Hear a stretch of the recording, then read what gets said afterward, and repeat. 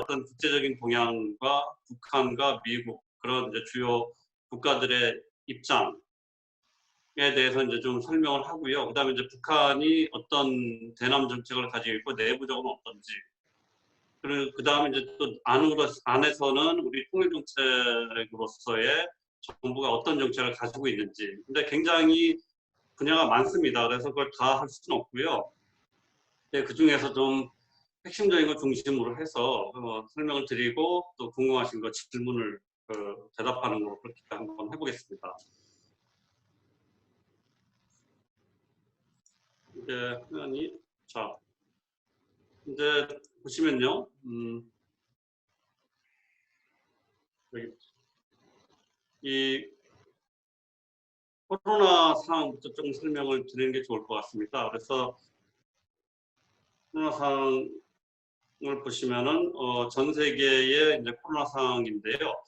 이게 다 아시는 거라서 그렇지만은 어쨌든 지금 7월 10일 기준으로 보면은 WHO에 따르면 1250만 명 정도가 확진이 됐고 빠른 속도로 전 세계 확산이 되고 있습니다. 그래서 장시간 이제 지속될 걸로 저희가 생각을 하고 있고요. 이런 코로나 시대에서 이제 남북 관계가 대북 정책도 이제 좀 달라져야 된다는 그런 생각을 가지고 있습니다. 그래서 이제 포스트 코로나 시대에서는 이제 지금 우리 하고 있는 것처럼 비대면 온라인 사회로 이제 전환이 됐고, 또 정부 역할도 좀 더 확대가 될 수밖에 없고, 국가 간의 이동의 제한, 또 올림픽도 국제 행사도 연기되는 등 굉장히 많은 변화가 지금 있습니다. 그래서 이제 그런 측면에서 이제 새로운 안보 개념이 등장을 했고요. 이거를 이제 보통은 신안보라는 얘기로 이제 하고 있는데, 제가 이제 여기 적어놓은 건 이제 전통적 안보에서는 이제 무기나 병력 등 군사력 중심이면서 또 국가의 영토나 주권을 보호하는 그런 데 이제 중심이 되어 있고, 또 서로를 적으로 보는 제로섬 게임이라면은 이 신안보 쪽에서는 인간 안보에 좀 더 중점을 둬서 건강과 경제, 환경, 사람의 생명과 안전이 밀접하게 이제 관련이 되면서 여기에 이제 중심적으로 하는 게 이제 중요한 안보 문제다. 그다음 이제 초국가적인 문제로서 여러 국가 간의 연대와 협력을 통해서 윈윈할 수 있는 그런 환경을 이제 바꿨다는 말씀을 드립니다. 근데 본격적으로 이제 저희 남북관계 관련해서 국제적인 거를 조금 말씀드리면 다 언론 통해서 아시는 거지만 지난해 이제 2019년 2월 27일 하노이 북미 정상회담이 있었습니다. 그때 사실은 좀 정상회담이 합의가 잘 됐었으면 굉장히 좋았을 텐데 그게 좀 안 됐다는 게 굉장히 아쉽게 생각을 하고 있습니다. 왜 그러냐 하면은 사실은 그때 합의가 됐다면 명변의 핵시설을 해체하는 게 이제 지금 실행이 되고 있었을 것이고, 그리고 이제 그때 제재 일부도 이제 완화가 돼서 북한과 여러 가지 이제 남북 간의 경제 교류라든지 또는 인적 교류 이런 게 좀 더 지금보다는 여건이 좋았을 것 같고요. 그렇게 되면 이제 북한도 꽤 많은 변화가 있었을 거라 생각이 되는데 아쉽게도 그게 노딜로 끝났습니다. 그리고 이제 그런 와중에 6월 30일 날 판문점에서 남북미 정상회담이 있었는데 여기서 이제 실무 협상을 또 하기로 이제 합의가 됐고 그게 이제 시간이 굉장히 흘러서 거의 3개월 반, 4개월 가까이 지나서 스톡홀름에서 북미 실무 협상이 이루어졌는데 여기서도 이제 합의가 이루어지지 못했고 이제 굉장히 좀 안 좋게 끝났습니다. 그래서 좀 아쉽게 생각을 하는데 어쨌든 이런 일련의 과정들이 굉장히 이 남북 관계와 또 북미 관계 또 북한 문제를 푸는데 굉장히 중요한 핵심적인 고리 역할을 하는 그런 국제적인 행사였습니다.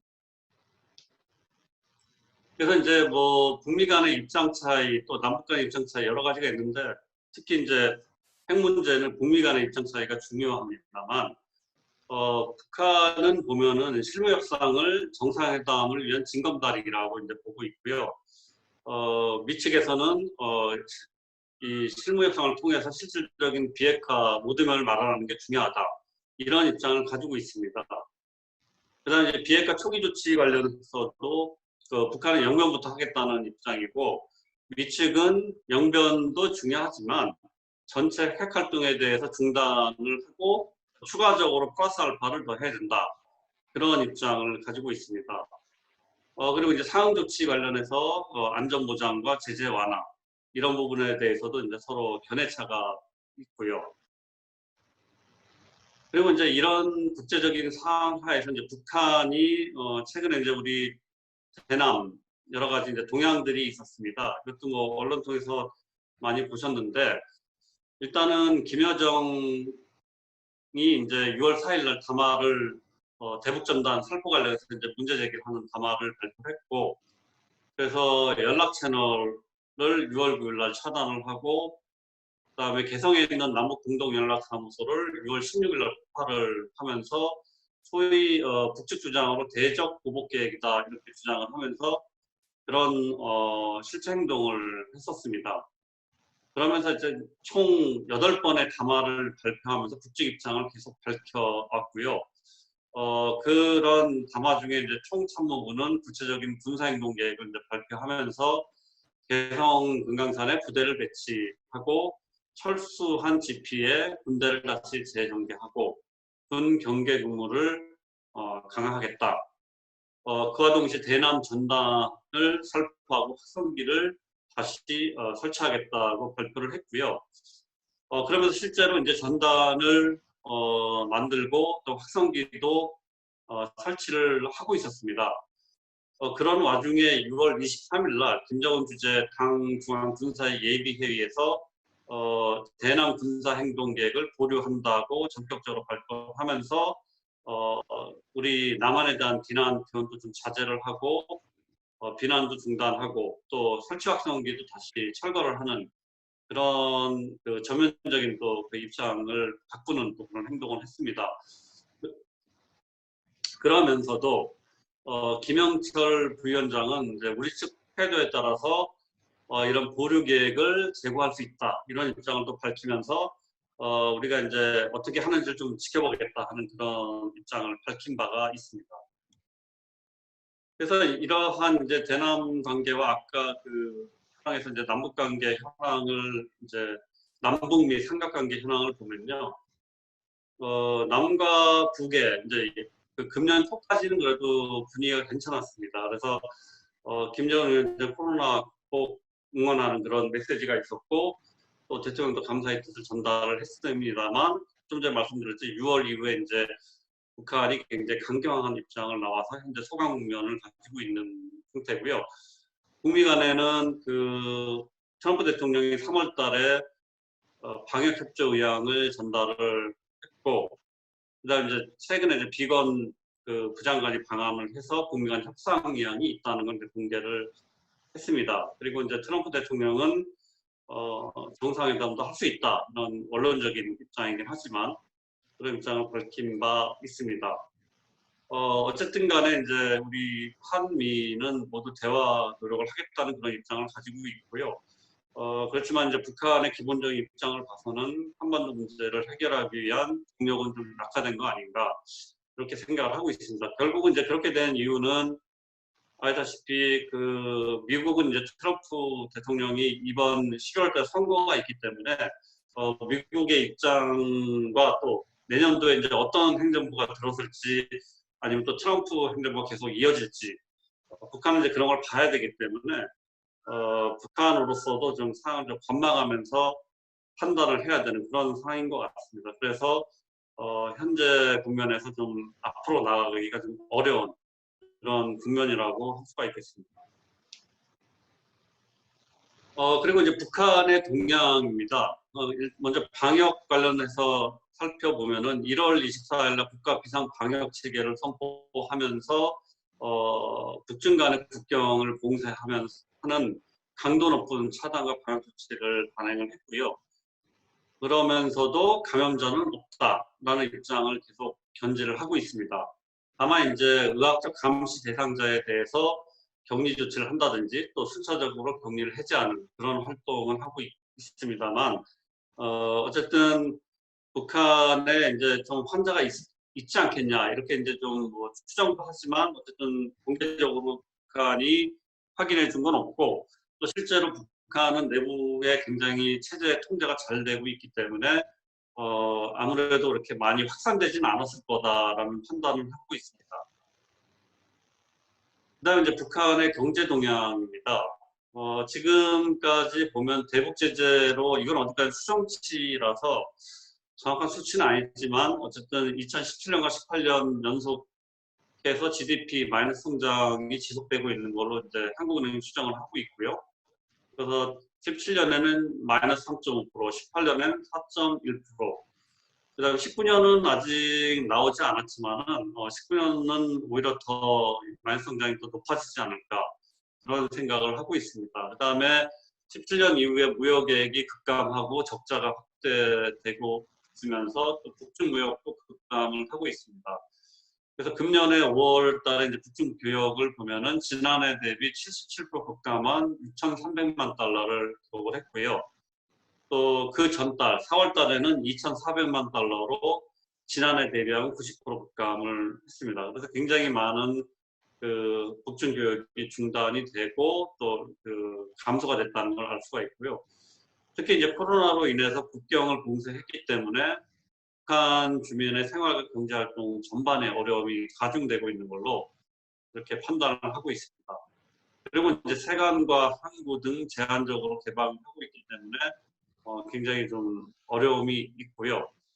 그다음에 이제 생산량을 보면 특히 곡물 생산량을 보면은 지난해 이제 464만 톤으로 추정을 하고 있습니다. 그래서 최근 3년 평균이 469만 톤으로 저희가 추정을 하고 있기 때문에 그와 좀 유사합니다. 뭐 약간 적긴 하지만. 근데 어쨌든 이 정도 물량 가지고는 식량이 굉장히 부족하다라고 판단을 하고 있고, 보통은 한 7, 80만 톤은 매년 좀 부족한 걸로 저희는 판단을 하고 있습니다. 그래서 계속 외부에서 좀 지원을 받아야만 좀 안정적으로 북한 주민들이 이제 먹고 살 수가 있는데 그런 게 좀 부족하다. 그래서 이제 계속 지원을 받고 싶어 하긴 하지만 또 여러 가지 지금 이런 상황 때문에 이제 북한이 어렵게 생각하고 있다. 이렇게 판단을 하시면 될 것 같습니다. 그래서 이제 이러한 상황에서 이제 남북관계 추진 방향에 대해서 이제 대통령께서 6월 25일 날 하신 게 이제 가장 최근에 중요한 말씀이라고 할 수 있는데, 여기 보면 이제 우리 체제를 북한에 강요할 생각이 없다. 그 다음에 평화를 추구하면서 함께 잘 살고자 한다라는 그런 메시지를 보냈습니다. 그래서 일단은 끊임없이 평화를 통해서 남북 상생의 길을 찾아서 평화를 이루고 평화가 오래 지속되면은 통일을 볼 수 있다라는 그런 입장을 밝히신 바가 있습니다. 그래서 이제 그런 걸 다시 정리해 보면은 한반도 문제를 어쨌든 우리 남북한 특히 이제 우리 남한에서 주도를 해서 평화 프로세스의 동력을 회복하는 게 필요하다고 생각을 하고 있고요.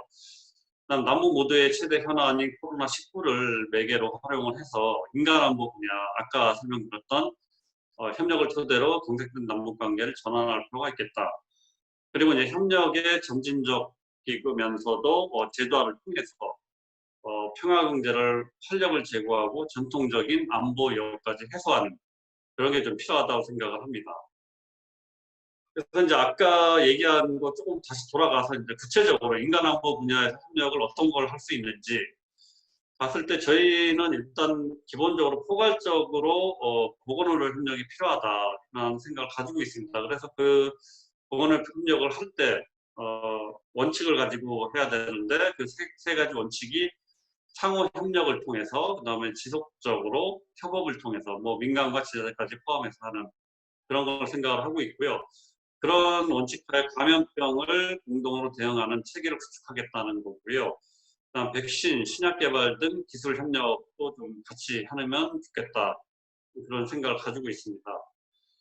그다음에 접경 협력입니다. 그 안에서 접경 협력으로는 저희가 이제 DMZ과 관련된 여러 가지 이제 정부 정책을 발표한 바 있는데 산림 병해충, 산불 등 재난 관리, 그다음 한강하고 공동 이용, 가축 전염병, ASF 관련된 이런 것들을 우선적으로 할 수 있다고 생각하고 있고요. 이게 이제 2018년, 19년 정도까지는 그래도 산림 병해충이라든지 이런 건 좀 일부 진행이 됐었는데 그 2019년에 하노이 회담 노딜 이후부터 이제 남북 간의 협력에서 여러 가지 좀 문제가 생겼습니다. 그래서 그 이후로 이제 이런 것들이 잘 안 되고 있는데 저희 정부는 여건이 되면 다시 이런 걸 좀 재개하겠다는 그런 입장을 가지고 있습니다. 그리고 이거는 이제 좀 멀리 보일 수도 있지만 사실은 굉장히 가까운 데 있는 겁니다. 경의선과 동해선을 연결하는 문제인데요. 북측도 관심이 있었던 사업이었고요. 아마 이제 그 2018년에 이제 현지 조사를 하고 그다음에 서로 이제 그 결과 공유하고 뭐 이런 걸 하고 2019년부터 지금 중단이 되어 있는데 저희는 여건이 되면은 다시 이제 경의선과 동해선을 연결하는 거를 추진하겠다는 그런 계획을 가지고 있고 특히 그 여기 동그랗게 되어 있듯이 제진과 강릉 구간은 우리 측 구간인데요. 여기가 지금 끊어져 있습니다. 그래서 그 부분을 다시 연결하는 사업을 추진하기로 최근에 결정을 해서 지금 추진을 하고 있고 4월 달에 이제 남북 협력 사업으로 예타라고 해서 예비 타당성이라고 합니다. 예비 타당성이라는 것은 정부가 이제 대규모의 구책 사업, 인프라 사업 같은 경우에는 타당성이 있는지를 먼저 따집니다. 그래서 이제 타당성이 있다는 기준이 돼야만 그 구체 사업을 하는데 남북 협력 사업 같은 경우는 그걸 이제 면제를 해주는 절차를 가지고 있습니다. 그래서 이제 예타를 면제하기로 이제 결정을 했고 그래서 이제 여건이 되면은 이제 이것도 하려고 하는데 최근의 상황에서 이제 조금 추진되고는 있지만은 이게 연결이 되면은 환동의 경제권을 이제 개발을 해서 예를 들면 이제 그 강릉에서부터 쭉 올라가서 원산 거쳐서 여기 지도에는 없지만 두만강 근처에 있는 나진 저기까지 이제 기차를 타고 가서 거기서 이제 바로 국경을 넘어가면 북한에서 이제 러시아로 넘어가면은 하산이라는 지역이 있습니다. 그래서 그쪽으로 이제 열차가 계속 가서 소위 말하는 TSR을 통해서 유럽까지 이제 연결이 되는 그런 구간이 되겠고요. 또 마찬가지로 경의선도 마찬가지입니다. 경의선도 이쪽은 지금 이미 연결은 되어 있는데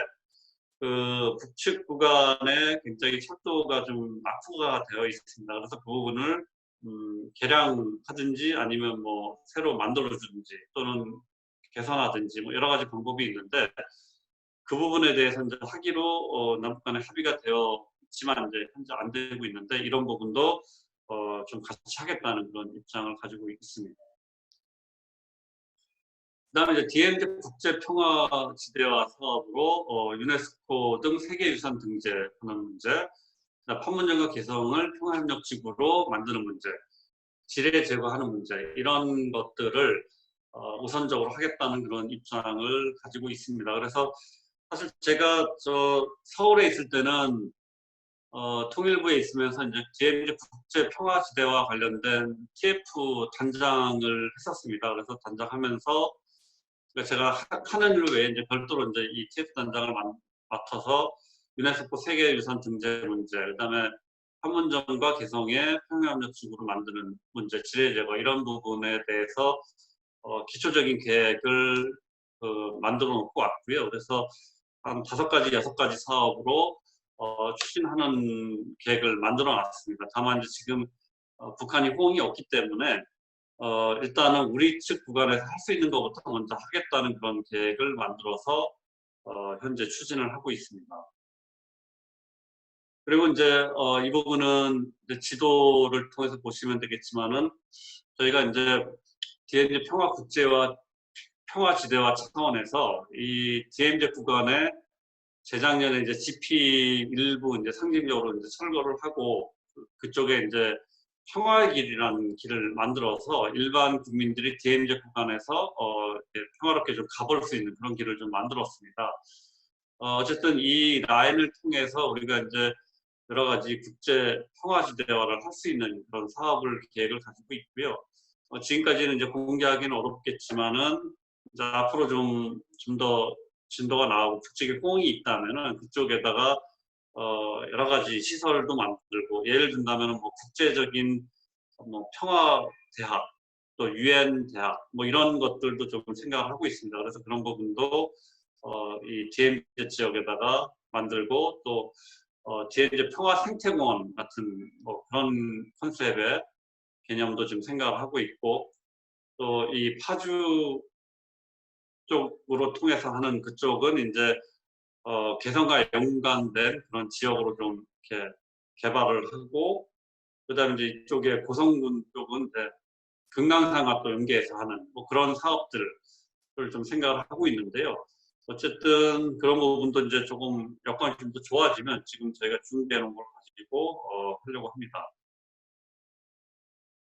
그 다음에 이제 결국은 이제 평양지 실현하는 측면에서 남북 간의 상호 방문이 굉장히 중요합니다. 그래서 그런 상호 방문을 하기에 앞서서 일단 1차적으로는 이산가족의 고향 방문이 좀 필요하겠다는 생각을 가지고 있어서 저희가 이산가족이 먼저 고향 방문을 하고 또 소위 말해서 이제 저희 금강관광이 안 되는 상황에서 이제 개별 관광이라는 측면에서 어, 접경 지역을 통해서 또 적으로 관광을 가고 또 방문을 하는 그런 사업을 좀 해보려고 계획을 가지고 있었습니다. 그래서 이제 포스트 코로나 시대의 남북 관계는 지금까지 얘기한 걸 다시 종합을 해보면 이제 우리 K 방역이라고 해서 이제 우리가 방역을 굉장히 성공적으로 잘했기 때문에 그런 걸 토대로 또 이제 K 경제, 한반도 경제를 좀 살려나가고 또 아울러서 이제 평화까지 만들어 나가는 그런 형태의 이 남북 관계를 좀 만드는 게 좋겠다는 생각을 가지고 있습니다. 그래서 남북이 함께 코로나를 극복을 하고 포스트 코로나 시대의 평화 번영을 같이 만들어 나가는 그런 계획을 가지고 있는데 아쉽게도 이제 북측이 호응이 좀 없기 때문에 좀 어려움이 있다는 말씀을 좀 드리고요. 그래서 이런 거를 어쨌든 저희는 굉장히 북측을 좀 설득하려고 노력을 하고 있고요. 그런 차원에서 미측에도 나름대로 여러 가지 설명도 하고 논리도 만들어주고 또 한미 간에 이제 긴밀한 협의도 하고 있다는 그런 말씀을 드립니다. 그리고 이제 이렇게 이제 저희 영국 대사관처럼 또 이제 해외에서 현지 공간에서 현지의 뭐 지식인 전문가 또 우리 교민들 대상으로 이런 공공외교 활동을 통해서 이 남북관계와 또 국제관계 또 통일 관련된 여러 가지를 공론화하는 게 굉장히 중요하다는 그런 생각을 가지고 있습니다. 대략 이 정도로 이제 그 국제관계와 또 그 남북관계 이런 거 중심을 좀 설명을 드렸고요. 조금 이제 우리 통일정책 내부 거를 조금 말씀을 드리려고 합니다. 그래서 그 통일정책에서 이제 저희가 계속 가지고 있는 게 이제 민족공동체 통일 방안입니다. 민족공동체 통일 방안은 뭐 다 아시는 건데 1단계, 2단계, 3단계로 1단계는 남북화해협력, 그 다음에 남북연합, 통일국가 이런 단계를 거쳐서 하겠다는 게 입장이고요. 현재는 아직 1단계 수준이라고 할 수 있겠죠. 화해협력 단계인데 이 화해협력도 아직 본격적으로 못 나간 상태라고 할 수가 있겠습니다. 그래서 교류협력을 통해서 평화공존을 추구를 하고 이런 걸 좀 더 거치면은 이제 남북연합 단계로 가서 과도적으로 통일체제로 이제 이체제 이정부를 해서 남북 간 체제의 차이를 감안하고 경제사회 공동체를 우선적으로 형성하고 발전시키면서 남북 정상회의, 강요회, 평의회 공동 사무처를 만들어서 남북 간에 이제 이질화된 걸 좀 더 이제 서로 동질화시키는 그런 작업을 거치고 최종적으로 남북 간의 두 체제의 완전한 통합으로 일체제 일정부를 만드는 그런 형태를 생각을 하고 있습니다. 그래서 일체제 이정부가 되려면은 이제 어쨌든 남북 주민 간에 서로 이해를 하고 통일을 해도 좋겠다는 어떤 합의가 있어야 될 거고요. 그래서 그런 합의가 된다면 절차를 거쳐서 총선거를 실시하고 통일정부와 통일국회를 구성해서 이제 이 최종적으로 통일하는 그런 단계가 되겠습니다. 그래서 이런 통일 방안을 가지고 있는데 이 통일 방안이 꽤 오래됐고요. 지금 소위 말해서 정부가 계속 바뀌어 왔지만 이 통일 방안은 그대로 유지를 하고 있습니다. 그래서 지난해에는 그거에 대해서 조금 약간 공론화하는 그런 회의를 저희가 한번 했었고요. 근데 어쨌든 이 통일 방안을 이렇게 바꾸거나 또는 뭐 새로 약간 변경하는 거는 굉장히 어려운 그 절차와 또 국민적인 어떤 공감대 형성이 필요합니다. 그래서 그걸 바꾼다기보다는 지금 꽤 잘 돼 있으면 이거를 체계적으로 잘 추진을 해서 이 3단계에 따라서 통일을 하는 게 방법이지 않을까 이런 생각을 하고 있고요.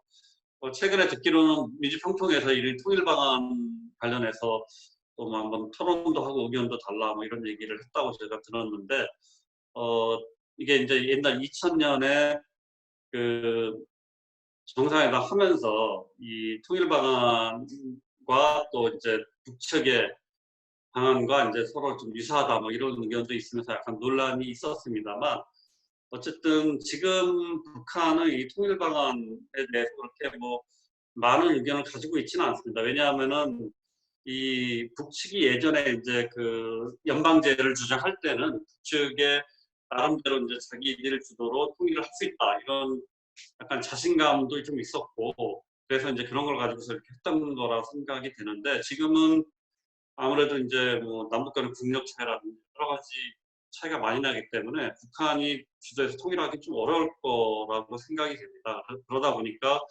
이 북한에서 이제 통일 방안에 대해서 그렇게 뭐 강조하거나 최근에는 얘기를 많이 하지 않는 걸로 저는 그렇게 이해를 하고 있습니다.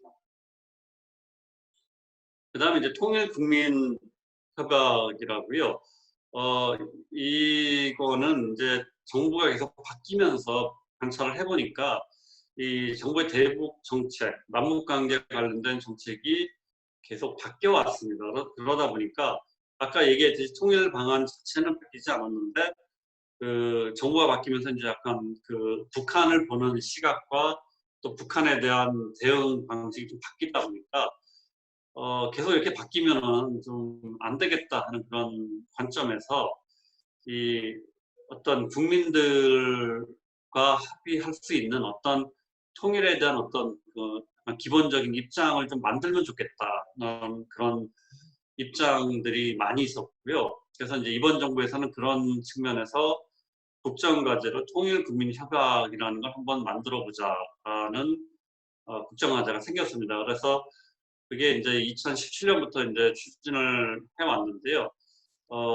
시간이 굉장히 많이 걸립니다. 그래서 2019년 지난해 4월에 한 2년 동안 노력을 한 결과 평화통일 비전 사회적 대화 전국 시민회의라는 단체를 만들었는데 이 단체는 어, 소위 말해서 이제 보수, 진보, 중도 거기다 이제 그 약간 이 성향 상관없이 종교계까지 포함해서 정파와 이념, 종교, 세대를 초월해서 어떤 전국적인 우리 국민의 의사를 대변할 수 있는 시민회의를 만드는 게 좋겠다 해서 2년 동안에 이제 노력한 결과 이 시민회의가 민간 주도로 창립됐고요. 이 시민회의를 통해서 통일 국민 협약을 좀 만들어보는 그런 걸 하고 있습니다. 그래서 그동안에 이제 논의를 거쳐서 총 12개 정도의 의제를 선정을 했습니다. 그래서 그 의제를 가지고 지난해도 했고 금년엔 사실 코로나 때문에 잘 못했습니다. 그래서 금년 이제 좀 하반기 7월달 이후에부터 이제 다시 시작을 지금 하려고 계획을 가지고 있고요. 참고로 말씀드리면은 지난해는 이 행사를 국내에서도 하면서 또 해외에 있는 교민과 동포사회도 하겠다는 그런 의지를 가지고 미국에 가서 했었습니다. 근데 지금 이제 코로나 상황이라 이제 좀 해외 가기가 좀 어렵긴 하지만 좀 기회가 되면은 우리 뭐 영국에 이렇게 그런 걸 해서 영국에서 이제 동포사회와 같이 이런 회의 같은 걸 한번 해보는 것도 저는 좋다고 이제 생각을 해보고 있습니다. 그래서 이제 조금 더 이제 이어서 말씀드리면은 이제 권역별로 이렇게 이제 여기 포스트잇 같은 데로 이제 젊은 사람들과 또 여러 대표적인 사람들 좀 모아서 의견을 나누고 그것을 이제 공론화를 해서 이제 공론화한 거를 갖다 의견을 다 모으는 그런 걸 좀 하고 있고요. 그래서 지난해 이제 10월에는 대북 인도적 지원 문제에 대한 종합적인 사회적 대화를 한 바 있습니다. 그래서 그런 주제들을 금년에도 이제 많이 할 거고요. 그래서 이 문제도 사실은 제가 이제 통일부 본부에 있을 때는 이 문제도 제가 이제 관여를 해서 좀 했었는데 어쨌든 민간단체에서는 이거는 정부가 끼지 말고 민간에서 주도를 하게 해달라 그런 요청이 있어서 저희가 직접 관여는 안 하고 민간에서 이런 거 할 수 있도록 여건을 행정적인 지원과 좀 예산적인 지원을 저희가 하고 나머지는 아까 말한 그 시민회의 측에서 다 주도를 해서 하고 있습니다. 그래서 이런 활동을 금년도에 이제 좀 더 지난해 한 거를 토대로 논의의 폭을 좀 확대를 할 예정으로 있습니다. 그래서 저희가 생각하기에는 금년도 연말까지 해서 이런 의견을 많이 만들어내서 내년도에는 이제 이 내후년 되면은 이제 정부가 이제 새로 정부가 또 들어서기 때문에 새 정부 들어서기 전인 내년 정도에는 그 공론화된 내용을 다시 모은 다음에 국민들의 어떤 합의 절차라는 게 굉장히 많습니다. 뭐 국민투표를 하면 좋겠지만 국민투표 한다는 거는 굉장히 많은 비용과 시간과 또 논란의 여지가 있기 때문에 뭐 국민투표를 하는 것을 포함해서 또는 국회에서 이제 공론화의 장을 또 열어서 국회의 동의 절차를 거치는 방안 뭐 이런 것들을 좀 생각을 하고 있는데 그런 것들을 통해서 내년도에는 이 공론화된 거를 어떤 국민의 어떤 합의가 된 뭐 어떤 문화 형태로 좀 만드는 작업을 좀 해보려고 하고 있습니다. 그래서 내년도에 이제 그렇게 돼서 좋은 결과가 나오고 그게 이제 정부가 바뀌어서 그 다음 정부가 들어왔을 때도 거기에 있는 거는 최소한도로 정부가 바뀌었지만 다 지켜나간다는 그런 원칙을 가지고 하면 좋겠다는 그런 개념화의 이 통일국민협약을 하고 있습니다. 그래서 여기 보면은 이제 그 만족도도 굉장히 높습니다. 공론화 작업으로 하는 거를 이제 그 신고리 원전 같은 거를 했었는데 그것도 만족도 89%가 굉장히 높은 편이죠. 대입 제도에 대해서도 한번 해봤었고요. 그리고 이제 저희가 한 이 사회적 대화를 했는데 이거는 만족도가 이제 98%로 나와서 물론 이거를 어떤 식으로 조사하느냐에 따라서 또 달라질 수가 있기 때문에 뭐 그 98%가 예전에 했던 것보다 훨씬 더 높다 이렇게 말씀드릴 수는 없을 수 있는데 어쨌든 이 시민회의 측에서 이렇게 여러 가지 점수화해 보니까 굉장히 높게 나왔다 말씀드리고 그래서 굉장히 통일 문제에 대해서 이제 공론화를 하는 데 있어서 굉장히 중요한 역할을 했다는 말씀을 드리고 사실은 민주평통위원님들의 역할도 약간 이런 것 측면이 좀 있습니다. 그래서 사실 현지에 계신 특히 영국이나 아일랜드 또 유럽에 계신 위원님들이 이제 우리 교민사회 또 동포 또 이제 약간 더 나가면 이제 현지 국가의 뭐 이런 의견들 같은 것도 저희 이제 대통령께 자문을 해주고 의견을 수렴하는 기구이기 때문에 그런 의견들 또 현지 동포들의 의견들을 잘 모아서 또 건의를 해서 이제 서울로 보내주면 서울 사무처에서 대통령께 이제 건의를 또 하는 그런 역할을 하는 거고요.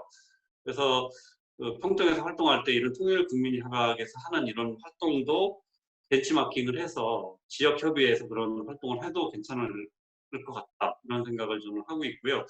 그래서 이런 부분들을 참고하셔서 활동을 하시면 좋겠다는 생각이 듭니다. 기본적으로는 이제 평통위원님들께서는 평통 사무처에서 이제 여러 가지 뭐 운영하는 거라든지 또 방향이라든지 이런 걸 좀 알려주고 있기 때문에 거기서 이제 그 설명을 잘 듣고 또 거기와 이제 좀 협력해 나가면서 하면 좋을 것 같고요. 저는 어쨌든 지금 그 대사관은 나와 있기 때문에 기회가 닿으면은 뭐 이런 같이 할 수 있는 것도 좀 만들어 나가고 아까 시작할 때 얘기했던 그런 부분도 좀 같이 하면 좋겠다는 생각을 해봤습니다. 그래서 이 정도로 뭐 기본적인 거를 좀 설명을 드리고요. 그리고 이제 좀 더 이제 분야별로 상세하게 이제 통일과 관련된 거에 대해서 이제 설명을 듣고 싶으시면 그건 제가 이제 통일교육원하고 좀 협조를 해서 통일교육 과정의 일환으로 프로그램을 좀 짜가지고 이렇게 온라인으로 하면은 좋을 것 같습니다. 그래서 그런 부분도 또 이거 끝난 후에 나중에 이제 또 의견을 주시면은 그런 것도 같이 해서 이제 이 코로나 시대 아니면은 뭐 같이 오프라인으로 하면 좋겠지만은 온라인도 하고 또 필요하면 또 오프라인도 하는 뭐 그런 형태로 하면 좋을 것 같습니다. 대략 이 정도로 제가 준비한 거를 설명을 좀 마치겠고요. 질의라든지 또뭐 그런 거 있으면 좀 얘기해 주시면 제가 또 답변을 드리도록 하겠습니다. 네. 이상으로 일단 이 강의는 마치겠습니다. 고맙습니다. 네, 감사합니다.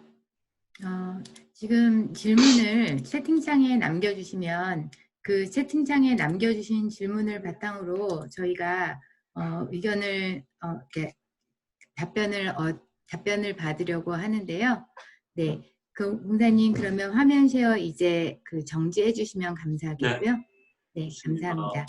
네, 그러면 먼저 지금 질문을 채팅창에 올려주시는 사이에 저희가 준비되었던 질문을 한 가지 말씀드리겠습니다. 유영신 위원님 그리고 제가 질문했던 내용인데요. 북한에 대한 부정적인 인식과 이미지들이 국제사회에 퍼져 있고 또 우리 국내에 퍼져 있는데 이 부정적인 인식을 어떻게 바꿀 수 있을지 네, 우문이지만 현답을 기대해 보겠습니다. 진짜 어려운 것 같습니다. 저도 뭐 이런 일을 해보면은 참 북한과 일을 하면서 북한과 가장 협력을 또 해야 되는 그런 입장이긴 한데 굉장히 어려운 것 같습니다. 왜냐하면 북한이 워낙에 그런 활동들을 많이 합니다. 사실 뭐 우리가 봤을 때 굉장히 좀 답답해하거나 좀 화가 나거나 뭐 이런 활동들을 많이 하기 때문에 부정적 인식을 바꾸는 게 쉽지는 않은 것 같습니다.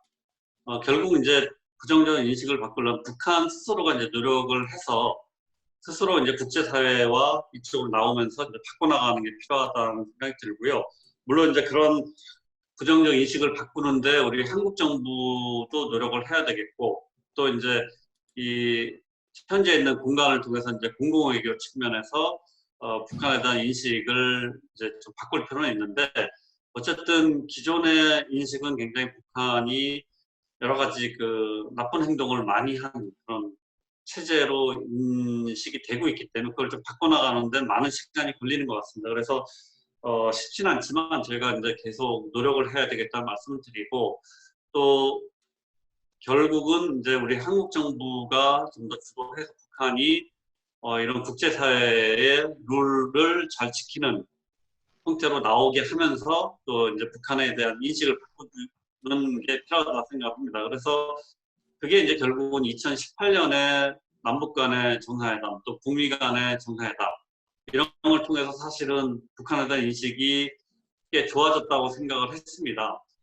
그러다가 이제 금년에 다시 이제 우리 연락사무소 하면서 이제 또 굉장히 부정적 인식이 좀 커지는 것 같은데 그런 부분이 이제 앞으로는 좀 없도록 하는 게 중요할 것 같고요. 그런 차원에서 이제 북한을 저희가 이제 자꾸 좀 이 국제적인 틀과 또 여러 가지 우리가 생각하는 합리적인 방안으로 나오도록 하는 게 필요합니다. 그러려면은 사실은 이 남북 관계가 잘 돼야 됩니다. 남북 관계가 잘 돼야 이거를 좀 더 이제 제어하고 좀 더 북한을 이런 식으로 나오도록 만들 수 있는데 지금 남북 관계 잘 안 되기 때문에 어려운 것 같습니다. 그래서 그런 부분을 잘 하려면 결국은 국제적인 공공외교 측면에서 다른 나라에서도 북한에 대해서 북한을 좀 잘 설득하고 남북 관계를 통해서 북한이 좀 잘 나오면 좋겠다라는 거에 대한 공감대를 만들어주는 게 중요하다고 생각합니다.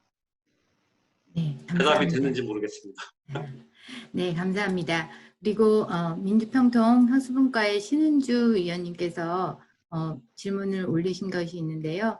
한번 신은주 위원님 마이크 켜시고 직접 질문해 주시겠습니까? 네. 강의 잘 들었습니다. 감사합니다, 공사님. 저도 통일에 대한 공론화 작업이 중요하다는 것에 굉장히 동감하고요. 그래서 결국은 국민의 뜻이 하나로 모아져야 정권이 바뀌어도 일관된 통일 정책이 이루어질 수 있는 것 같아요. 제가 알기로는 경제 공동체를 이루기 위한 여러 가지 정책에 대해서 모든 국민이 찬성한 게 아니고 반대하는 사람들도 이제 많은 걸로 알고 있는데요. 그러면 그런 분들을 설득할 수 있는 방법이나 방법이 무엇이 있으며, 그리고 경제 공동체 이전에 생명 공동체를 이루기 위해서 K 방역을 중점적으로 하는데, 그것에 대한 현재 국민의 생각은 어떠한가요? 네, 혹시 제가 뭐 많이 하진 않지만은 평통위원님들이라 그런지 질문도 어렵고 대답하기 어려운 것만 물어보는 것 같습니다. 일단 경제 공동체를 구성을 하면은 굉장히 좋은데 이 부분에 대해서 이제 반대하는 의견도 많습니다. 특히 다 아시겠지만은 특히 이제 젊은 세대에서는 굳이 왜 통일을 하는 게 좋냐? 그냥 우리 지금 잘 살고 있기 때문에 북한과 뭐 크게 뭐 전쟁만 나지 않는 상태에서 그냥 우리끼리 잘 살면 된다. 뭐 그런 의견도 꽤 많이 있는 걸로 알고 있고요. 그런 측면에서 봤을 때 이제 경제 공동체가 왜 필요한지에 대해서 이제 잘 설명을 해야 되는데, 실제는 이 경제 공동체를 만들어 나가면은 이게 우리 경제에도 많은 도움이 됩니다. 근데 지금은 남북 관계가 잘 수강 구면이 되어 있고 그러다 보니까 이제 그 효과를 잘 모르는데, 사실은 제가 이제 통일부에서 예전에는 이제 남북경협과장이라고 해서 옛날에 남북교류협력국에서 경제협력국이라고 있었는데 경협을 하는 국에서 하던 업무를 총괄하는 업무를 그때 좀 했었는데요. 거기서 제가 이제 그 담당 과장으로 있을 때 보면은 굉장히 저희가 우리 경제에 도움이 될 만한 일이 굉장히 많습니다. 남북 간의 협력을 하면서. 그러면은 우리가 이제 소위 일방적으로 국회 지원을 해주는 게 아니고 북한도 이득이고 우리도 이득일 수 있는 그런 사업들이 굉장히 많이 있거든요. 그런 아이템들이 굉장히 많아서 그런 부분들을 저희가 이제 좀 국민들 대상으로 잘 설명을 하는 게 필요할 것 같고요. 그런 거를 저희가 좀 설명을 해보면 설명 들으신 분들은 이해를 합니다. 근데 다만 그거를 이제 설명을 못 듣거나 잘 이해를 못 하신 분들이 그렇게 이제 좀 그런 거기 때문에 설득 논리는 저는 있다고 생각하고요. 다만 이제 그거를 알리는 게 쉽지 않습니다. 알리는 게 결국은 전체 국민을 대상으로 이런 걸 다 일일이 뭐 강연도 하고 설명도 하고 뭐 이럴 필요가 있는데 아직까지 이제 그렇게까지는 안 되고 있어서 이제 좀 어렵다는 말씀 드리고요. 그래서 그런 건 계속 저희가 노력을 하고, 또 우리 여기 영국협의회하고 이제 유럽협의회에서 들으신 분들이 그런 걸 가지고 또 설명을 하시면서 이렇게 자꾸 넓혀나가는 게 필요하다고 생각합니다. 그다음에 생명공동체라는 측면에서 봤을 때 이제 K방역이 왜 중요하냐 하면은 결국은 저희 이게 잘 안 되면은 우리 국민들한테도 이제 안 좋게 되는 거거든요. 결국은 이제 북한 지역에서 여러 가지, 예를 들면 지난해 같은 경우 이제 ASF로 이제 멧돼지가 대인제 통해서 우리 쪽으로 많이 넘어와서 우리 쪽에 이제 전염을 많이 시켰습니다. 그런 거에서 보듯이 또 말라리아도 마찬가지고, 말라리아도 이제 북측 지역에서 말라리아 모기들이 우리 측으로 와서 우리 군인 장병이나 또 DMZ 인근에 사는 주민들을 통해서 전염을 시키고 있고요.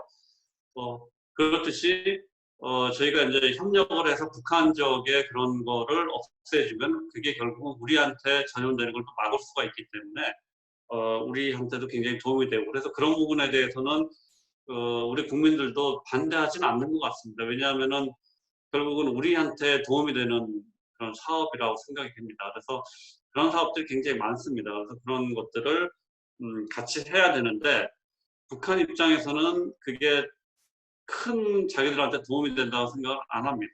그래서 이제 적극적으로 나서지 않고 있고요.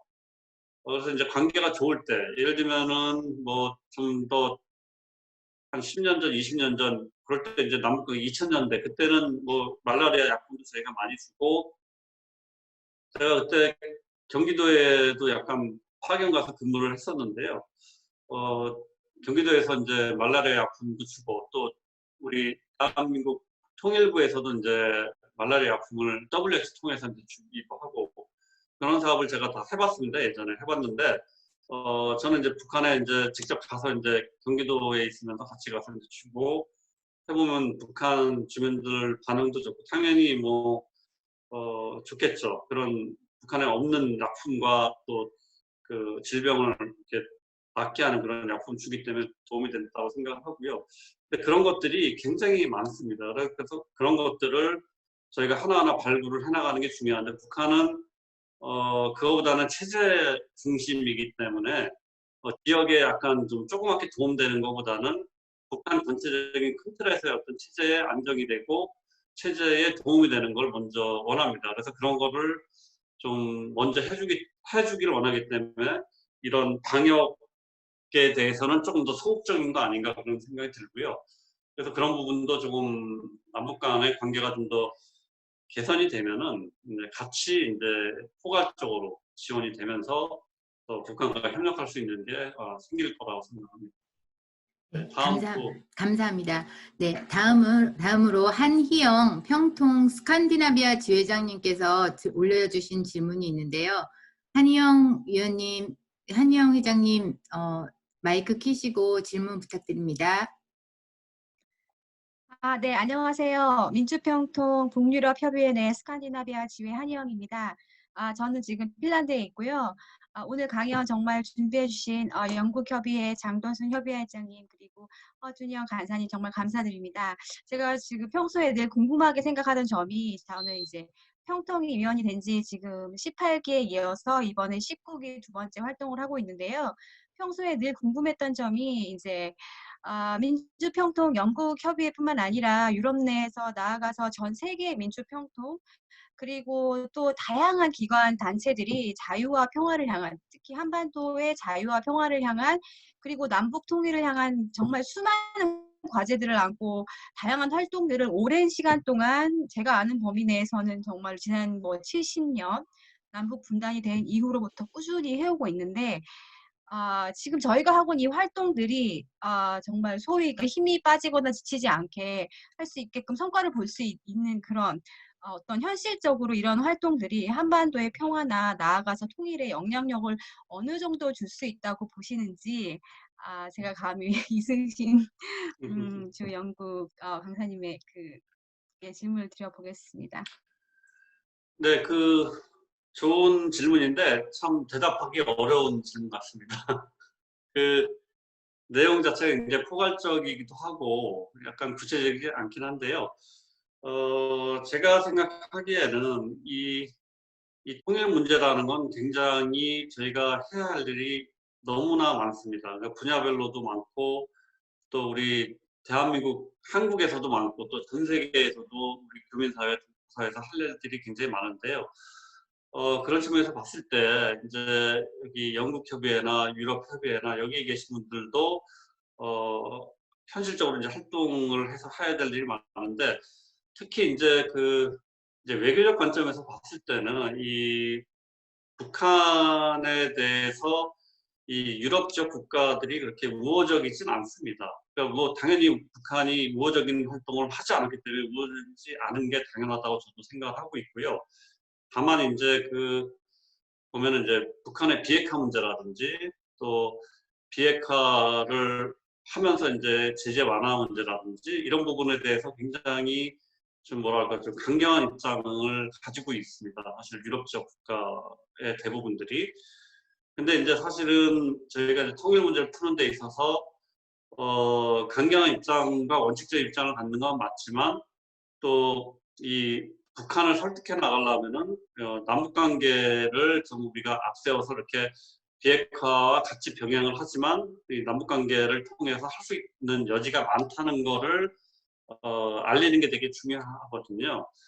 그래서 그런 부분을 이 현지에 있는 교포분들과 우리 평통위원님들이 좀 해주시면 그게 뭐 그렇다고 이쪽의 어떤 외교가 또는 이 나라의 모든 걸 뭐 바꾸거나 뭐 이 정도는 아니겠지만 약간의 그런 정서와 필요성 같은 거를 좀 이렇게 널리 알리면은 좀 도움이 되지 않을까 그런 생각을 저는 개인적으로 하고 있고요. 그래서 그게 이제 결국은 공공외교 또는 통일 공공외교 차원에서 좀 적극적인 활동이 필요하고 그러려면은 이제 본인이 살고 있는 지역 또는 이 나라 여기에서 이제 우리 교민들 간의 어떤 그 활동도 중요하지만 지역과 이쪽에 있는 전문가들 또는 뭐 이쪽에 정치권에 있는 분들한테도 그런 게 좀 필요하다는 걸 좀 이렇게 기회가 될 때마다 얘기를 해주면 그게 이제 많은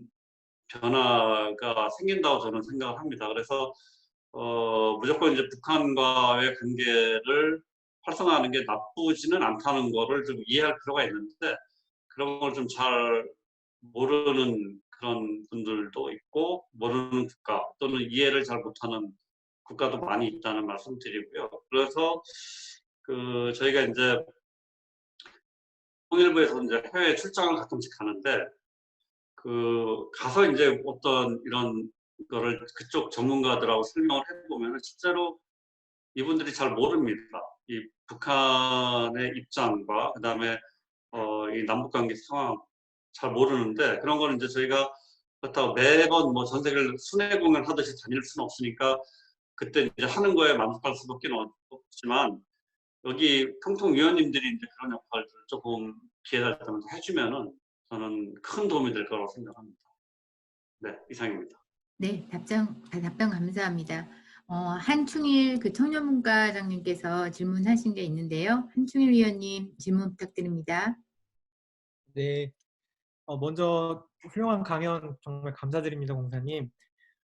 저는 이제 이 질문을 드리는 게 제가 이제 앞으로 10월부터 영국 캠브리지에서 박사를 시작하는데 북한의 통일 정책을 연구하려고 해요. 그래서 이제 이 질문을 드리게 됐고요. 김일성, 그다음에 김정일, 이 김정은 시대에 걸쳐서 북한이 그래도 견지하고 있는 통일 방안은 고려 연방제 또는 낮은 단계의 연방제인 것으로 알고 있습니다. 이제 냉전 체제가 계속 있었던 당시 70년대, 80년대에는 김일성 그 주석이 먼저 공세적으로 고려 연방제로 우리가 통일하는 방안을 제시하기도 하고 남측에 그런 자세들을 많이 보여왔었고 또 6.15 선언 당시까지만 해도 뭐 김정일 위원장이랑 김대중 대통령께서 같이 이제 그 합의점을 찾아 나가기로 했다라는 어떤 말도 하셨고요. 그런데 이제 최근에 판문점 선언이나 이런 어떤 최근 북한의 모습들을 쭉 보면 어떤 통일 아젠다를 쭉 공세적으로 밀고 나가기보다는 현상 관리하는 어떤 측면을 많이 보게 되었고 그래서 제가 좀 조심스럽게 체제 안전 보장이 되고 또 여건이 조성되는 어떤 그런 발판이 마련되어야 북한 내부에서 통일에 대한 담론이 더 형성될 것 같다는 생각을 해보게 되었는데요.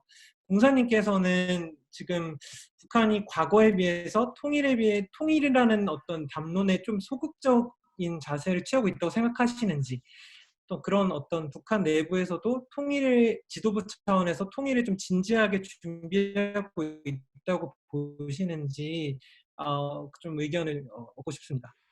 네, 이제 사실은 이제 북한에 안 가보셨을 것 같은데 저는 예전에 북한에 진짜 많이 다녔습니다. 많이 다녔고 북한에 가보면은 대외적으로는 북한 주민들이 통일은 다 필요하다고 얘기를 하고 뭐 굉장히 환호하는 걸 많이 봅니다. 그래서 진짜 이 사람들이 진짜 우리가 생각했던 것 이상으로 통일에 대해서도 이렇게 열렬히 환호하는구나 뭐 이런 생각이 얼핏 들긴 하는데 실제 봤을 때는 이 통일을 하려면은 결국은 다 똑같습니다. 우리도 그렇고 북측도 마찬가지지만 서로 이해관계가 있을 겁니다. 왜냐하면은 이 통일됐을 때 우리가 이득이 되는 거냐 안 되는 거냐 그런 게 굉장히 중요한 요소라고 생각이 되기 때문에 북한에서도 지금 당장 통일을 하려고 그러면은 북한의 지도층이나 이런 사람들이 본인들의 입장에 대해서 뭐 굉장히 좀 고민이 되겠죠. 그렇기 때문에 통일이 그렇게 쉽진 않다는 말씀을 드리고요. 그래서 이제 아까 3단계 통일 방안을 현실적인 방안이라 얘기한 게 좀 약간 장기간의 시간을 갖고 화해협력을 먼저 거쳐서 서로 간에 이제 이 통일됐을 때 크게 서로 피해가 안 보고 또 서로 윈윈하면서 시너지 효과가 날 수 있다고 판단이 돼야 통일을 할 거라고 생각을 합니다. 왜냐하면은 북한의 주민들도 동의를 해야 되기 때문에 그리고 마찬가지로 우리 남한에 계신 국민들도 동의를 또 해야 되는 거고 그래서 그렇게 하려면은 이 통일에 대한 어떤 여러 가지 방법과 절차와 여러 가지가 있는데 그런 거 모두가 다 이제 맞아 떨어져야 되는 거고요. 그래서 이제 동서 통일 같은 경우도 굉장히 처음에 생각도 못했는데 갑자기 우연히 급하게 다가왔죠. 그래서 이제 독일 가보면 독일에서는 항상 저희한테 얘기하는 게 자기네는 통일될 줄 생각도 못했고 뭐 준비도 안 했고 그렇지만 통일이 됐다. 그래서 우리한테 이제 위로 삼아서 하는 얘기가 당신네들은 좀 시간이 많이 있으니까 통일 준비를 충분히 하면 우리 같은 과오와 실수와 이런 시행착오를 안 겪고 훨씬 더 통일을 잘할 수 있을 거다. 이렇게 이제 얘기를 합니다.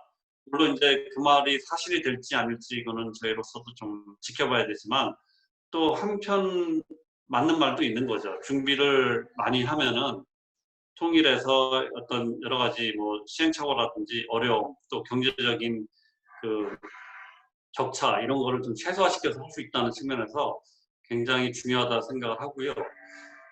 그런 측면에서 봤을 때 이 통일에 대해서 일단은 좀 사전 준비를 많이 하는 게 중요하다 그런 생각을 합니다. 그래서 갑자기 통일되는 상황이 물론 생길 수 있습니다. 생길 수 있는데 그 부분을 지금 뭐 저희가 논하긴 그런 것 같고요. 장기적으로 이제 할 수 있는 그런 거를 저희가 준비를 해나가면서 가장 좋은 이상적인 거긴 하지만 남과 북이 서로 준비가 돼서 지금 이제 통일하면은 우리 서로 둘 다 윈윈할 수 있고 시너지가 난다. 그런 상태가 되도록 만드는 게 중요한 것 같습니다. 그래서 그때가 되도록 저희가 계속 노력을 하는 거고요. 그리고 이제 그거를 좀 가급적이면 좀 빨리 되도록 하는 게 이제 저희의 역할인 것 같습니다. 그래서 저도 이제 통일부 들어온 지 한 27년 차 됐는데, 그때 들어올 때 통일 꼭 될 것 같았어요, 사실은.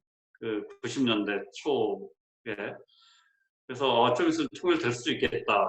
막 이런 생각하면서 통일부 가서 이제 통일 금방 하고 또 여러 가지 이 통일과 관련된 일을 하면서 나도 좀 통일의 어떤 역사 현장에 좀 있어보자 이런 생각을 가지고 통일부로 왔는데 와보니까 벌써 27년이 지나도록 뭐 좀 개선은 됐지만은 계속 됐다가 다시 또 후퇴하고 또 앞으로 나갔다 후퇴하고 뭐 이런 게 좀 반복되고 있고요.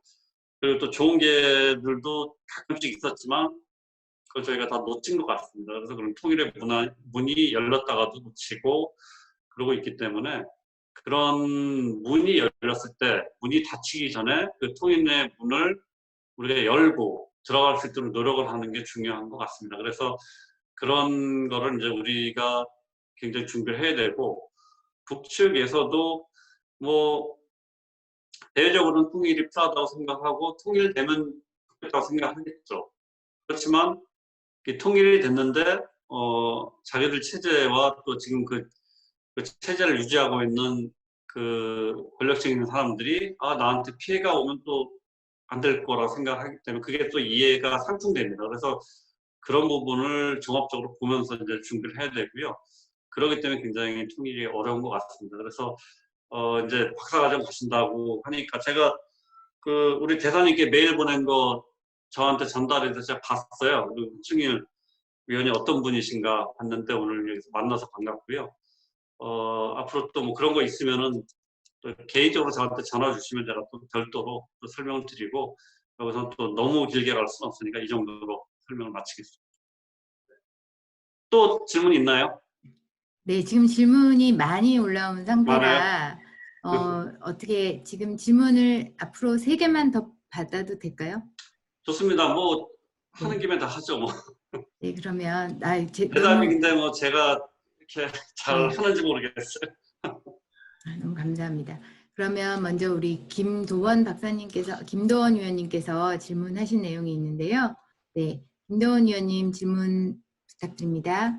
네, 네, 오늘 공사님 아주 많은 이야기를 해주셔서 대단히 감사하고요. 아까 이제 이야기를 들으면서 공사님께서 이제 그동안 우리나라 정부가 준비해온 남북의 화해와 협력 과정들 많은 사안들 여러 가지 얘기를 주셨는데 이제 문제는 그것이 진행이 안 되고 있다는 것 같아요. 그래서 2018년 이제 그 4.27 평화 선언한 이후에 북한은 나름대로 이제 선제적인 핵시설 해체도 하고 좀 성의를 보였는데 미국은 굉장히 좀 배타적으로 나가고 종전 선언도 거부하고 이제 하노이 회담을 미국이 제안해놓고도 이제 거기서 결렬을 시키는 이러한 이제 상황으로 가면서 사실 중요한 당사자인 우리나라도 이 한미 워킹 그룹이라고 하는 이 틀 속에 갇혀서 실질적으로 우리나라가 주도적으로 어떤 평화 통일에 대한 진전을 이루지 못했다라는 비판을 많이 받고 있다고 듣고 있습니다.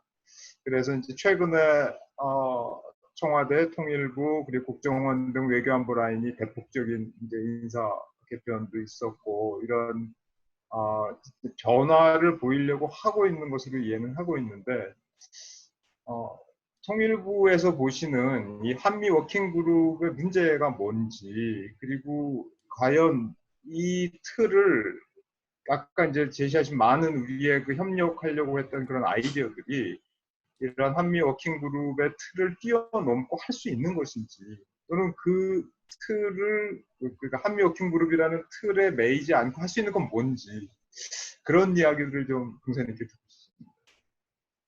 네, 혹시 한미 워킹그룹에 참여를 누가 했는지 알고 계시나요? 혹시 통일부에서? 저는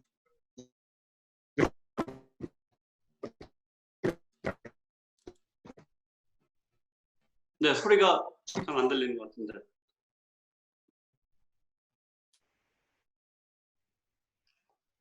네네네. 들리시나요? 네, 지금 다시 얘기해 주시죠. 잠깐 안 들렸는데. 네. 네네. 아니요. 그러니까 한미 워킹그룹이라는 들리시나요? 네, 한미 네, 워킹그룹 안에는 주로 외교부가 주관하는 것으로 저는 들었습니다. 저 정확히는 모릅니다. 한미 워킹그룹이 어떻게 구성되어 있는지. 네. 사실 제가 좀 설명을 드리면요.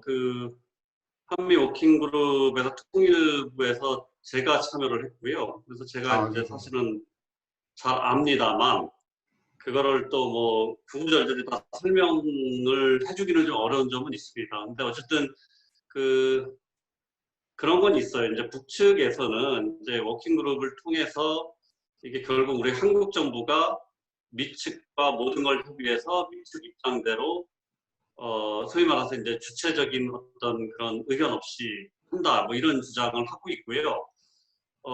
그 부분이 뭐 저희가 맞다고 할 수는 없지만 이제 북측 입장에서 이제 불만인 거죠. 뭐냐면 이제 북측에서 이제 하고자 하는 것들을 우리가 너무 미측 이렇게 눈치 보면서 하는 거 아니냐, 뭐 이런 입장은 이제 북쪽에서 가지고 있는 게 맞고요.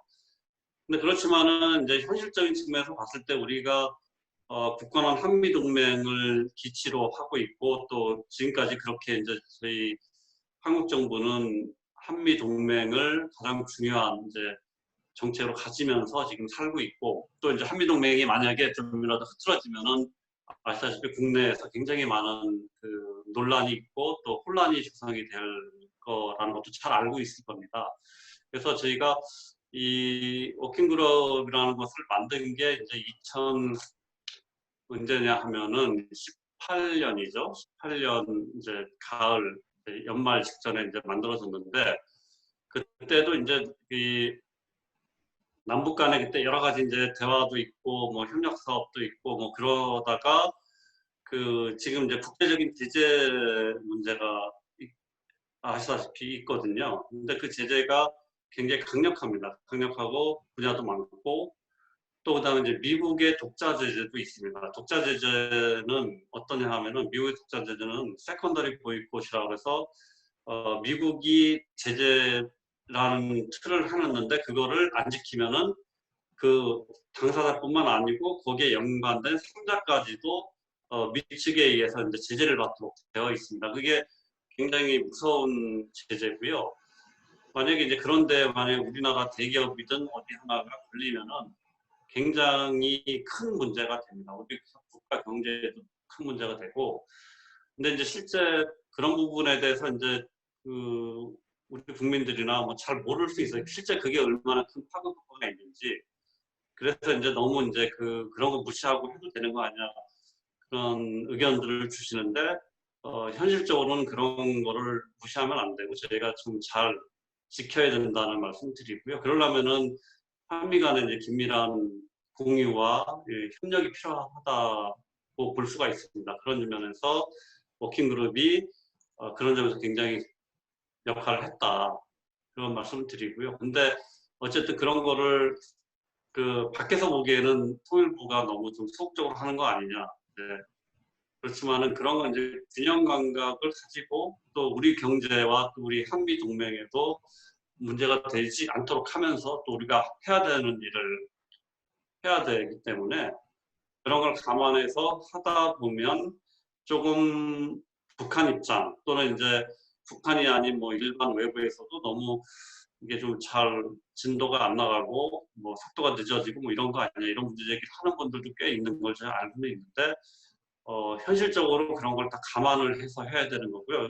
왜냐하면 정부가 하는 일은 어쨌든 신중하게 하면서도 우리 국민들한테 피해가 가도록 하지는 않도록 해야 되기 때문에 그런 걸 좀 감안해서 해야 된다는 말씀을 드리고요.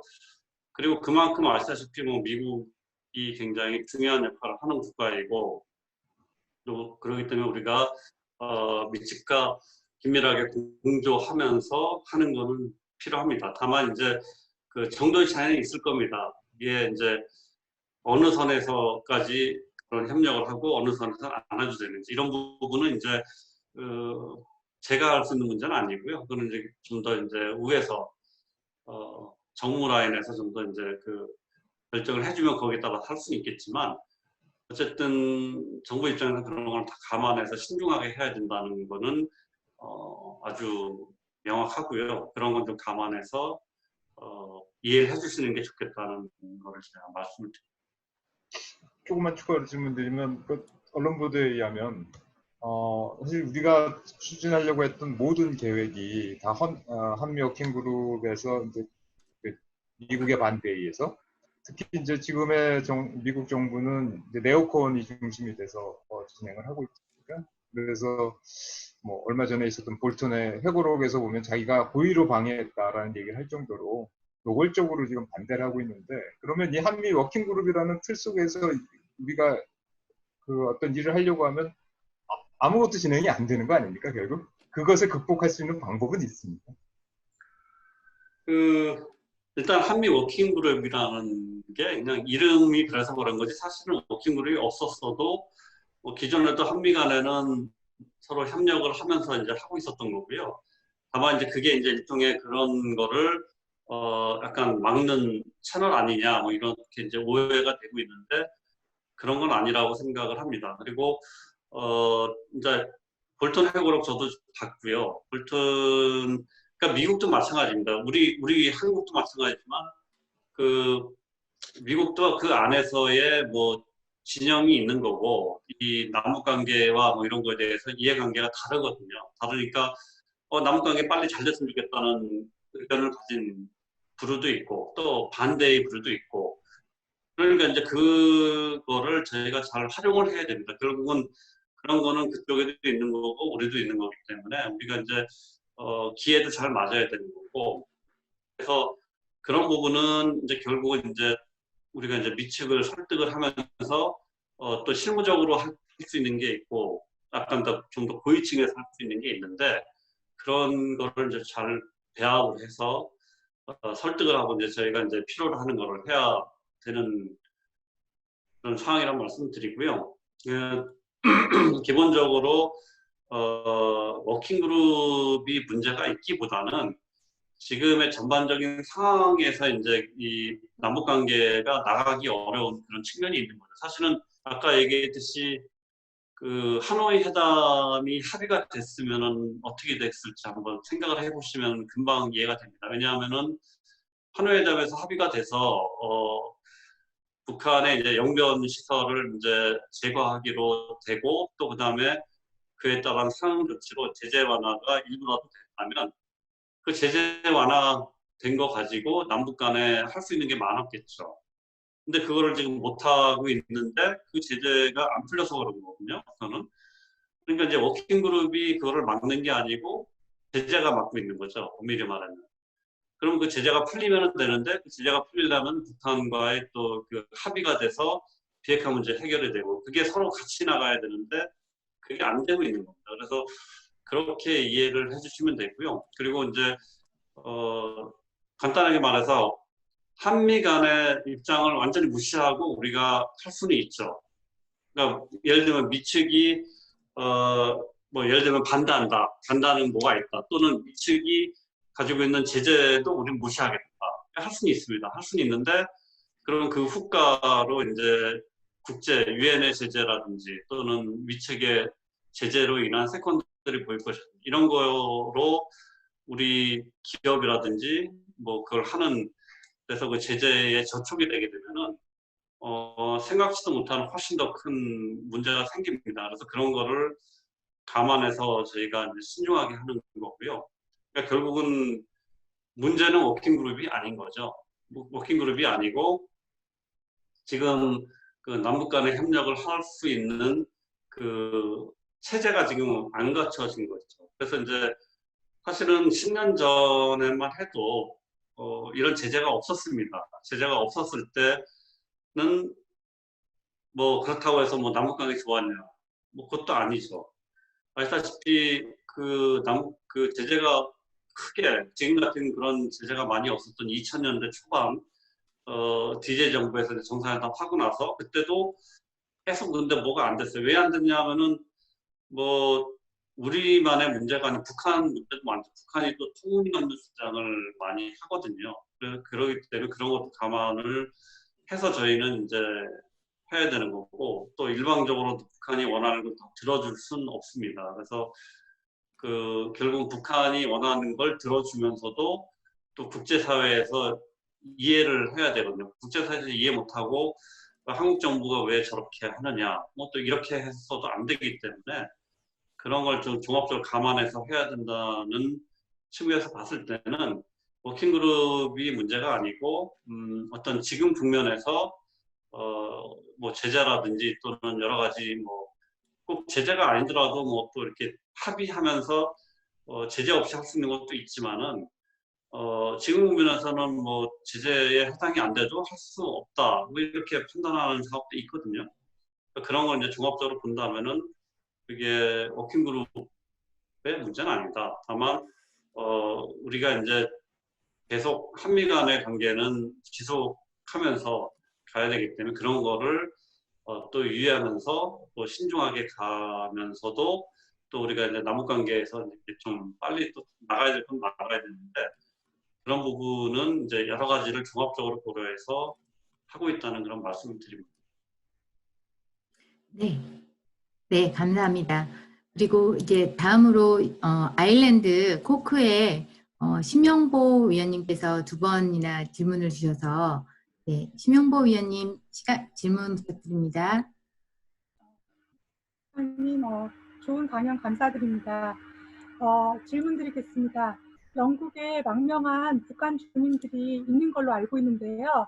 국제사회에서 북한 주민의 인권을 위해서 대한민국 차원에서 진행되고 있는 사항들이 있을까요? 그러니까 국제사회에서요. 네, 잠깐만요. 조금만 다시. 네. 국제사회에서 그러니까 망명한 북한 주민들을 위해서 뭔가 이렇게 진행되고 있는 사항들이 있는지 그거 하나 하고요. 그 다음에 다른 하나는 좀 개인적인 질문이긴 한데 유럽 여행 중에 북한 주민들을 만나는 경우가 있는데 그럴 때는 어떤 마음 자세로 대해야 될지 그 두 가지에 대해서 질문드리겠습니다. 잠깐만요. 이게 안 들리죠? 지금 들리시나요? 들립니다. 네, 네? 네, 들려요? 들립니다. 네네. 됐고요. 일단은 국제사회에서 이제 이 망명한 분들에 대해서 하는 거는 사실 딱히 공통적으로 말씀드릴 수 있는 건 없고요. 결국은 망명을 받아주는 거는 그 나라의 이제 고유한 이제 그 재량권의 행사고요. 뭐 상황에 따라서 이 사람을 망명자로 받을지 안 받을지는 여러 가지를 고려합니다. 그래서 하기 때문에 일률적으로 말씀드릴 수는 없지만은 어쨌든 그 나라 정부에서 봤을 때 이 사람을 받아서 우리 정부에도 도움이 되고 약간 국제적인 기준에도 맞는다. 그러면 뭐 망명을 수용하고 또 거기에 필요한 여러 가지 지원이나 이런 걸 하지만 그렇지 않은 경우는 망명을 안 받는 경우도 많습니다. 그래서 그렇게 이해하시면 될 것 같고요.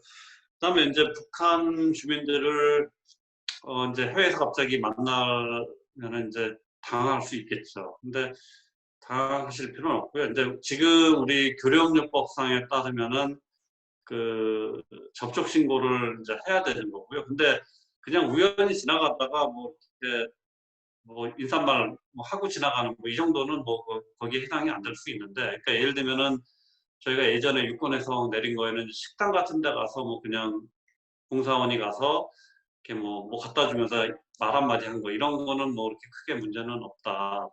근데 이제 뭐 북한 주민인 걸 알고 그분하고 이제 좀 대화를 나누면서 뭔가 좀 여러 가지 정보를 얻거나 이런 경우는 당연히 이제 이거 접촉 신고를 해야 되는 그런 사안이고요.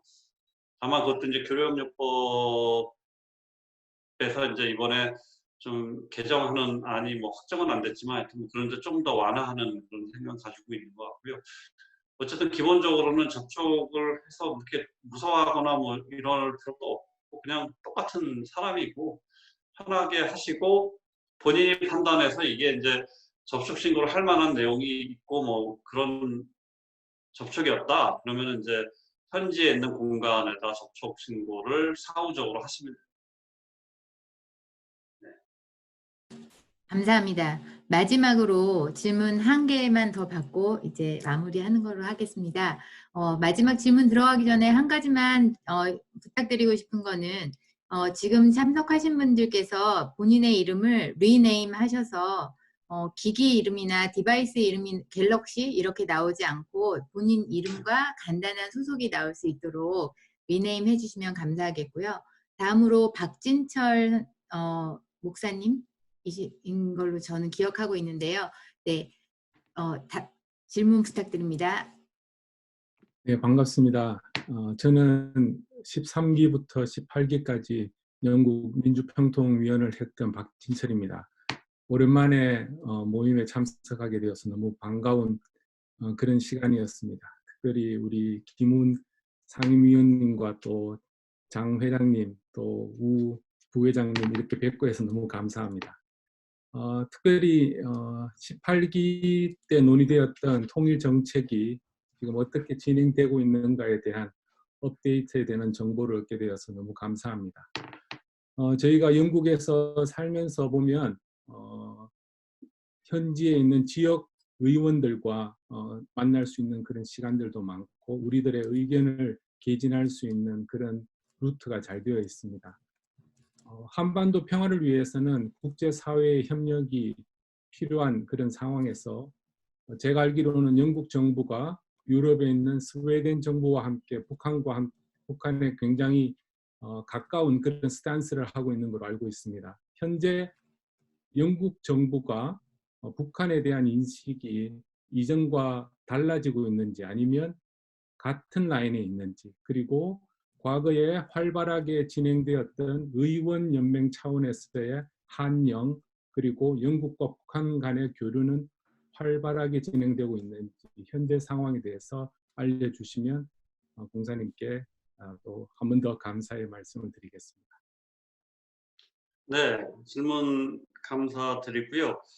일단 영국의 인식은 크게 바뀐 건 없는 것 같습니다. 왜냐하면 이제 어떤 바뀌려면은 이제 북한의 어떤 큰 입장 변화가 있거나 해야 되는데 크게 이제 없다고 이제 판단을 하고 있는 것 같고요. 그러다 보니까 이제 북한의 비핵화 문제를 가장 크게 이제 보고 있는데 북한이 비핵화를 하겠다는 의지가 있는 거냐 없는 거에 대해서는 약간 좀 부정적인 인식이 있는 거로 저는 판단을 하고 있고요. 그렇기 때문에 비핵화가 지금 되지 않은 상태에서는 북한의 제재 완화는 할 수 없다. 그런 입장을 이제 영국 정부가 가지고 있고 유럽 EU 국가들도 거의 비슷한 입장을 가지고 있습니다. 왜냐하면 이제 여기는 이제 브렉시트를 했기 때문에 EU하고 이제 다르게 이제 좀 움직일 수는 있지만 뭐 EU 국가들 제가 가서 예전에 여기 오기 전에 가서 출장 가서 그쪽에 당국자들 만나보면은 비슷한 입장을 가지고 있고 영국 정부도 크게 다르지 않은 걸로 제가 현재는 인식을 하고 있고요. 그 다음에 이제 그 의원연맹 차원에서 뭐 그런 것도 지금은 굉장히 좀 어려운 국면인 것 같습니다. 왜냐하면 이제 코로나 때문에 특히 그렇고 아시다시피 영국 그 대사관이 북한에 있습니다. 그렇지만은 지금 몇 달 전에 지금 철수를 했고요. 철수해서 지금 그 영국에는 아니 그 북한에는 영국 대사관 직원들이 지금 없습니다.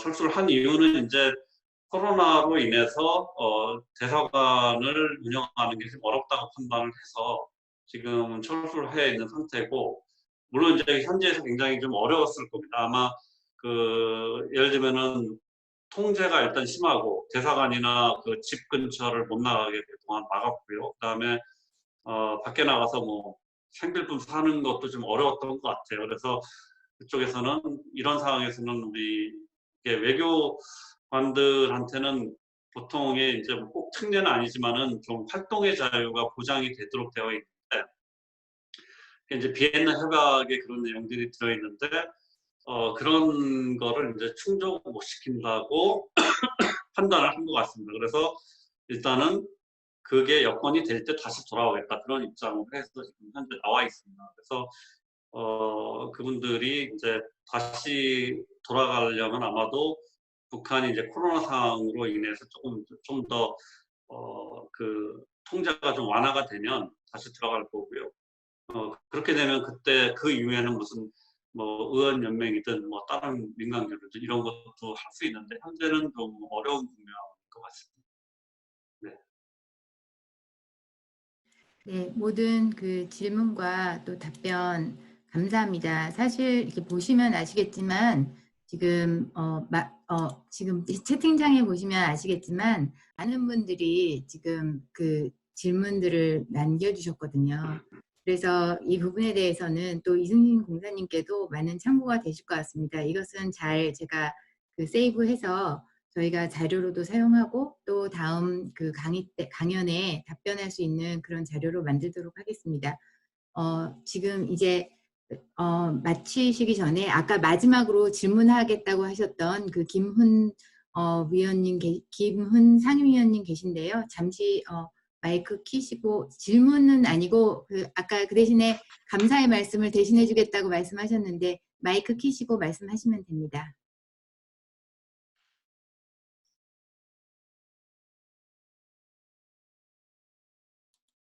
언뮤트 하시면 되거든요.